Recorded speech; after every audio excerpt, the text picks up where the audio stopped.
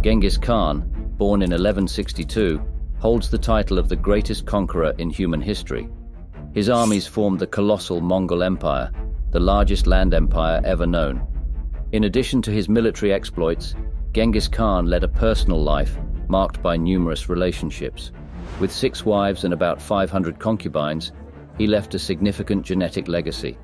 It is estimated that approximately 16 million males today, constituting 0.5% of the global male population, share a genetic link with Genghis Khan.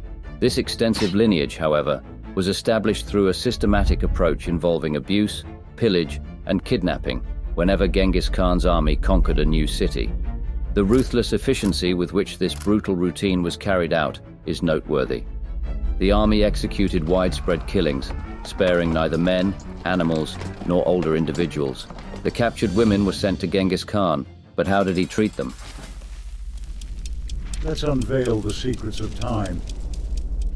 Genghis Khan's rise to power, from tribal outcast to unifier of the steppe.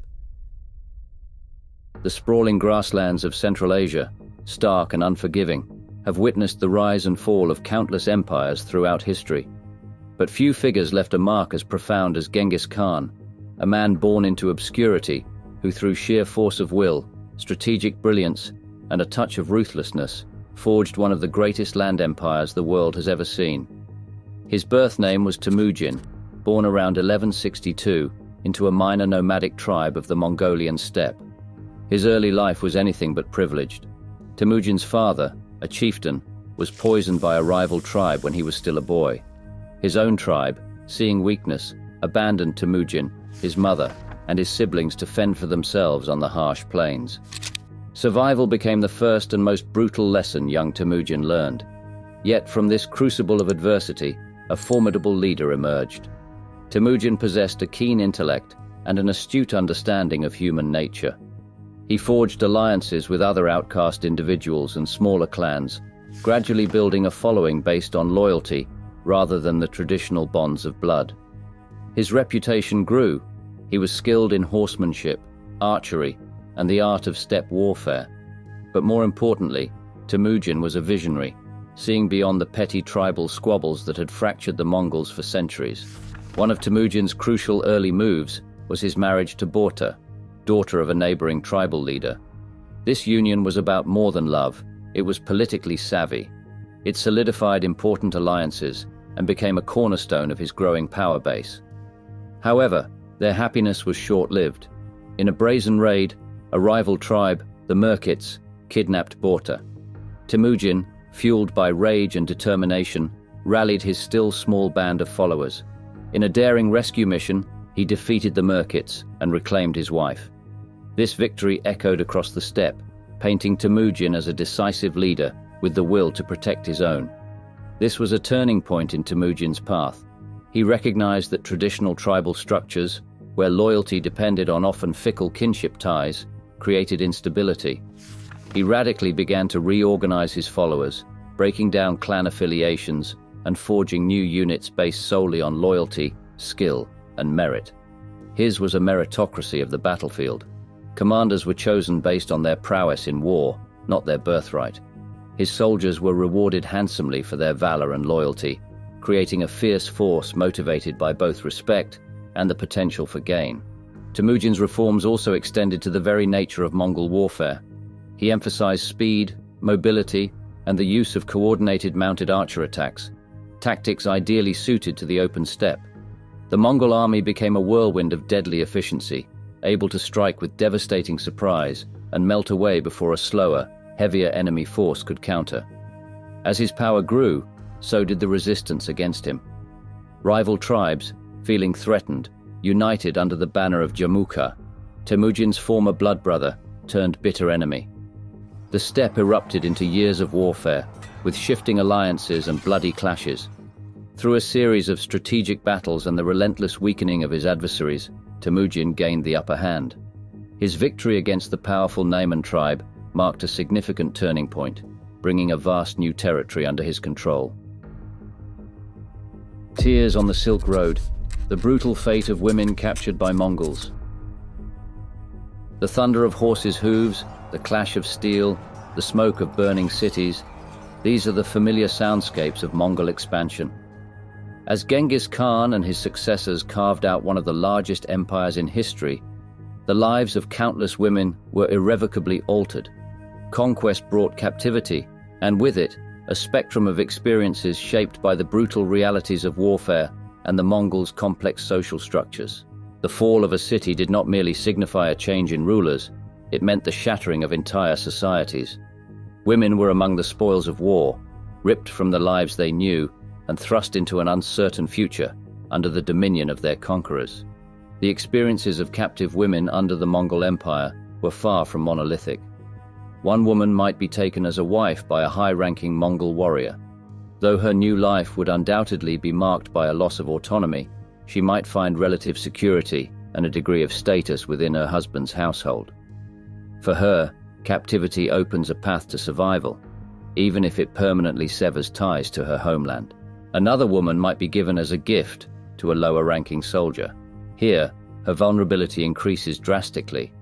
Far from positions of influence, she's likely to endure harsh living conditions and heavy labor.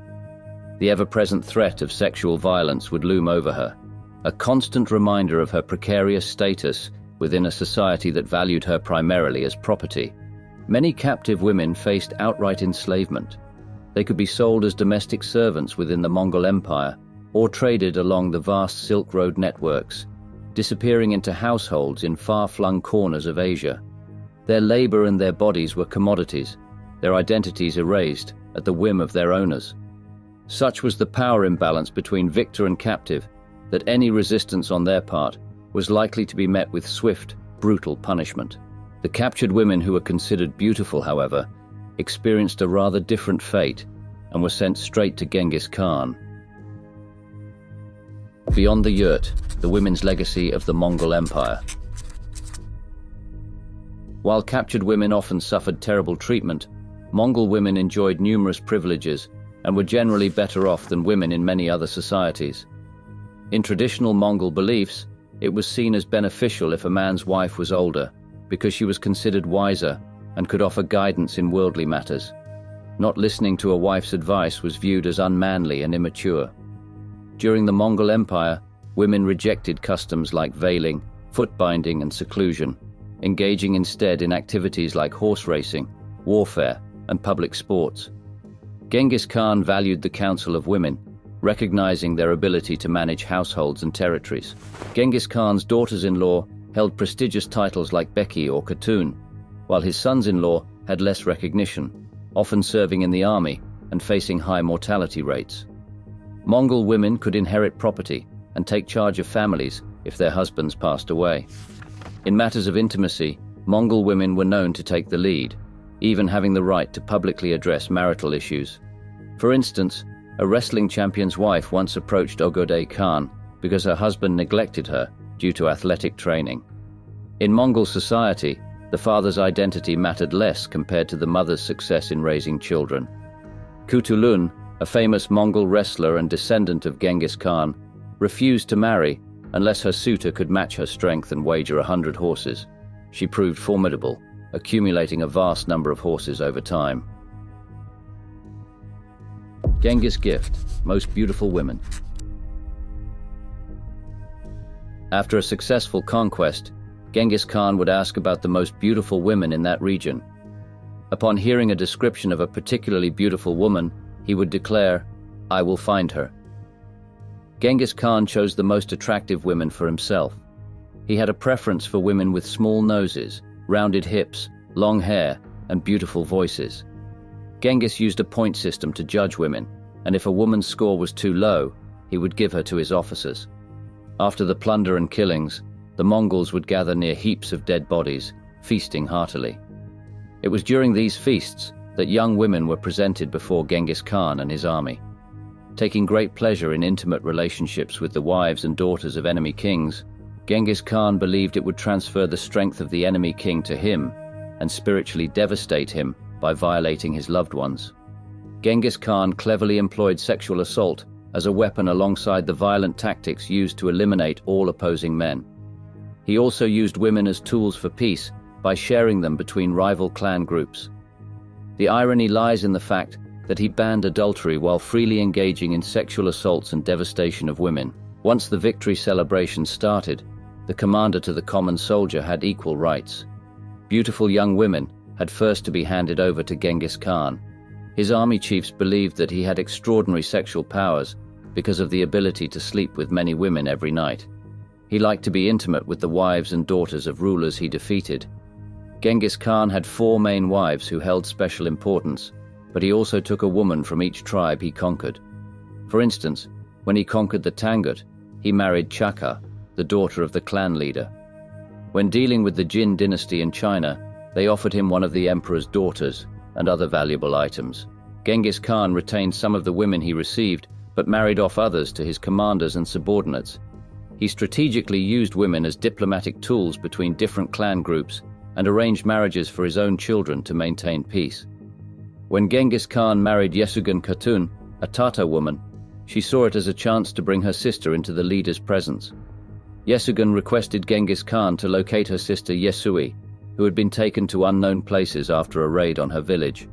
She offered to have Yesui be his wife instead. Genghis Khan dispatched troops to find Yesui, and upon locating her, he married her as well. Both women became part of his group of wives. Genghis Khan's soldiers believed he had exceptional skills in the bedroom, a belief he encouraged by engaging with multiple women every night. Once, Genghis Khan talked to a Taoist monk, claiming to be over 300 years old. When he asked about living a long life, the monk suggested giving up hunting, sex, and taxing Taoist monks. Genghis agreed to follow only one piece of advice, and it wasn't giving up sex. Genghis Khan gave some of his important wives their own camps, known as ordos, to live in and oversee. These camps were not only home to his wives, but also included junior wives, concubines, and children. The Keshig, the Mongol Imperial Guard, had the responsibility of protecting the yurts where Genghis Khan's wives lived. They had to be vigilant, especially about the specific yurt and camp where Genghis Khan slept, which changed every night as he rotated among his different wives. When Genghis Khan went on military campaigns, he usually took only one wife with him. Meanwhile, the remaining wives and concubines were left behind to manage the empire during his absence. This way, Genghis Khan balanced his personal relationships with the responsibilities of governing his vast Mongol realm.